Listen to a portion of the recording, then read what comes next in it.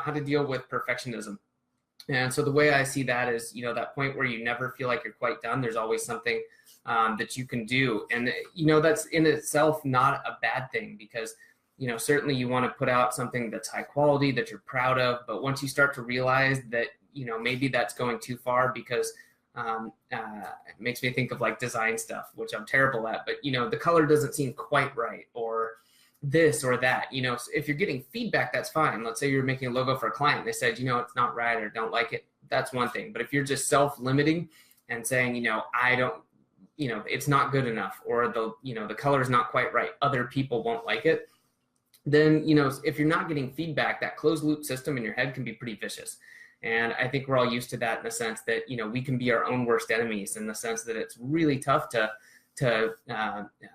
end that loop if you're not actually getting outside feedback. So I would say that that's a good step too, is to get outside feedback, whether, again, really depends on your situation, but I'll just leave it at get some feedback on what you're working on.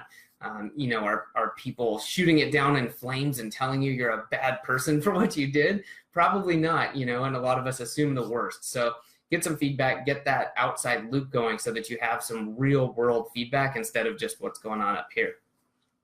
The other thing to consider with this is, even if you get feedback that, it's like, oh, that's good, or like, yeah, like that's okay.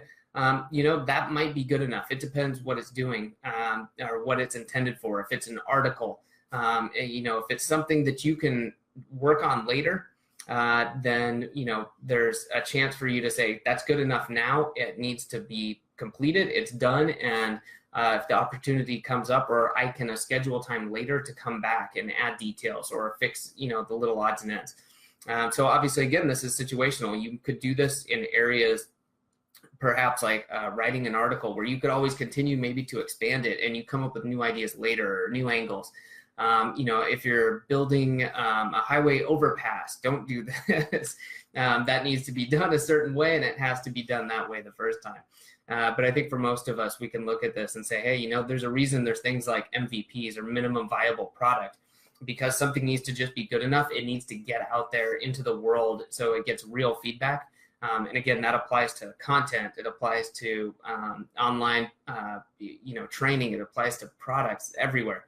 So I think that that's something really good to remind yourself about, is you need to get stuff out there and start getting some feedback. Definitely, if you've seen my Q&As, there's been some where I can guarantee you I didn't have enough time, or I felt rushed, because I maybe, as much as I talk about using the calendar, and I'm very good about doing it now, we all make mistakes. And I said, oh, great. Instead of having, 30 minutes to get ready or to write some notes or do something, I've got 5 minutes, and I want to stick to the schedule and go. And we do the best we can. And, you come up with ways because of that situation to get better. So lastly, I want to touch on this for perfectionism. And I think this applies in a lot of other areas as well. But if you believe in what you're doing, then I feel like you need to get it out there. Okay. So it's not an excuse. We don't want to put poor quality things out. Nobody intends to generally put out, crap. But again, we self-limit ourselves, and we think about this too much, and we get in our own heads.